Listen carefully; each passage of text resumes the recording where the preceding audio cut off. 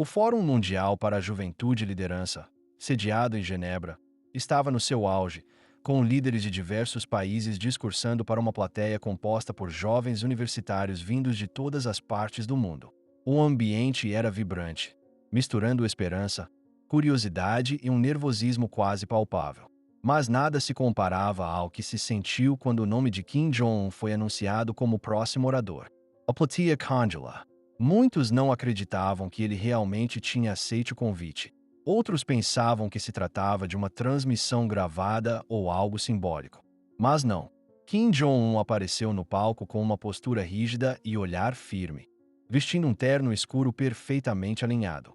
Atrás dele, um painel gigante exibia a bandeira da ONU ladeada pelas bandeiras da Coreia do Norte e da Suíça. O silêncio era absoluto quando ele começou a falar. Sua voz, pausada e controlada, atravessava o auditório com frases curtas e diretas.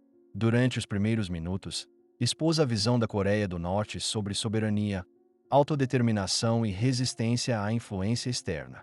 Evitou provocações, limitando-se a palavras que podiam ser interpretadas como firmes, mas diplomáticas.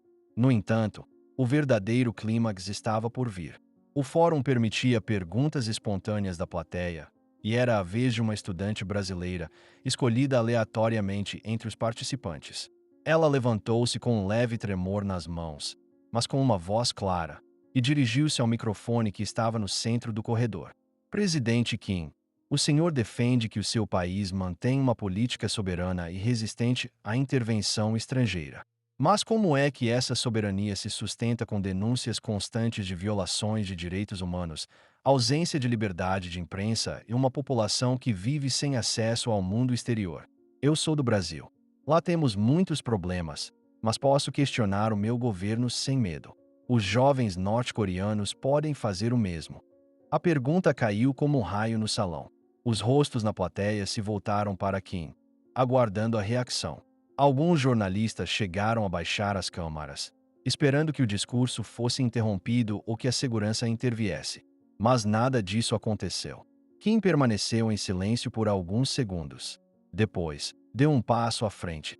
O que me pergunta, começou ele, é algo que poucos têm coragem de dizer diretamente a mim. E respeito isso. Vem de uma jovem que, segundo entendo, fala por si, não por um governo. É por isso que vou responder de forma pessoal. O ambiente ficou ainda mais tenso. Kim não lia mais do papel. Falava com os olhos voltados para a jovem. Na Coreia do Norte, priorizamos segurança e unidade. Temos história de invasões, de interferência e de guerras que quase nos apagaram do mapa. Por isso, protegemos a nossa narrativa. Não é perfeita, mas é nossa. O que o seu país chama de liberdade, o meu chama de vulnerabilidade. O que chamam de democracia, muitas vezes se converte em caos, desigualdade, violência urbana. A estudante parecia pronta para rebater, mas Kim levantou levemente a mão. Você pergunta se os jovens norte-coreanos podem questionar o governo. Eu devolvo. Quantos jovens brasileiros têm acesso à educação de qualidade? Quantos podem andar à noite sem medo de serem mortos por um tiro perdido ou por uma polícia descontrolada? Todos os sistemas têm falhas. O vosso também tem. A diferença é que não temos a pretensão de exportar o nosso modelo como verdade absoluta. Alguns aplausos tímidos surgiram, logo abafados pela tensão no ar. Kim então fez uma pausa longa, olhou para o moderador e depois voltou os olhos para a estudante.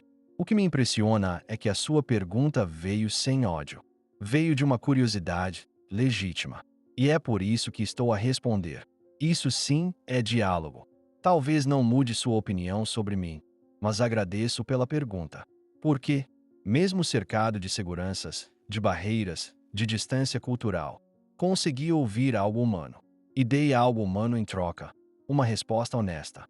A plateia caiu num silêncio ainda mais profundo. Muitos não esperavam ver Kim Jong reconhecer falhas nem mostrar um lado quase pessoal. A estudante estava visivelmente emocionada, talvez por ter recebido uma resposta tão direta.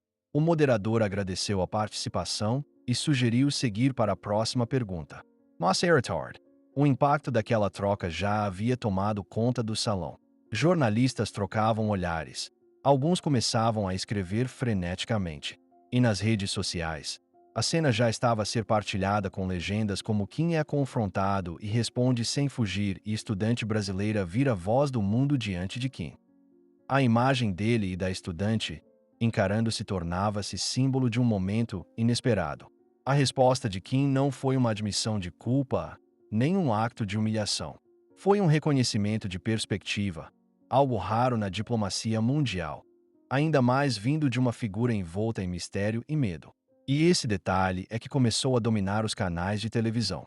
Não importava se concordava ou não com ele.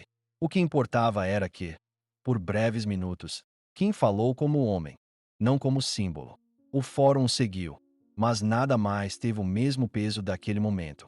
A jovem brasileira foi cercada por jornalistas ao sair do palco, recusando dar entrevistas. Só fiz uma pergunta que qualquer um de nós deveria ter coragem de fazer, disse, antes de desaparecer entre os corredores do centro de conferências. Kim deixou o auditório 2 horas depois. Nada disse à imprensa, mas antes de entrar na viatura oficial, virou-se discretamente para um assessor e murmurou: "Foi bom ouvir uma voz diferente." A frase foi captada por um microfone aberto, e antes que alguém pudesse confirmar ou desmentir, já estava em todos os canais do mundo. O silêncio que ficou após a pergunta da estudante ainda parecia pairar no ar, mesmo depois dos aplausos contidos e dos olhares atravessados vindos de representantes de vários países. Kim Jong-un não respondeu imediatamente. Ficou parado, com os olhos fixos na jovem, como se estivesse a tentar atravessá-la com o olhar. A estudante, apesar de visivelmente nervosa, sustentava o olhar com firmeza, como se representasse algo maior do que ela mesma. As câmaras focaram nos dois, num enquadramento que parecia retirado de um filme político de suspense. Kim levantou-se, devagar. Caminhou até o centro do palco e pegou o microfone com as 2 mãos. Quando um país inteiro cresce acreditando que o exterior é inimigo, as perguntas mais simples podem ser as mais difíceis, começou ele.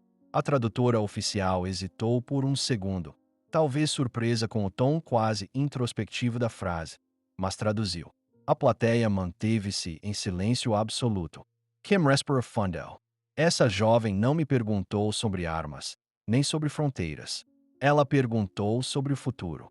E isso, para mim, é mais desconfortável do que qualquer ameaça de sanções. A estudante apertava as mãos, mas não desviava os olhos dele. Na minha infância, o meu avô era venerado como um deus. Cresci num sistema que me dizia que ele nunca errou, que cada decisão dele era perfeita, que questionar era trair.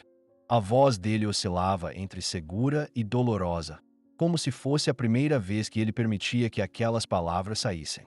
Mas, aos poucos, comecei a ver que há perguntas que não desaparecem, mesmo que ninguém tenha coragem de fazê-las em voz alta.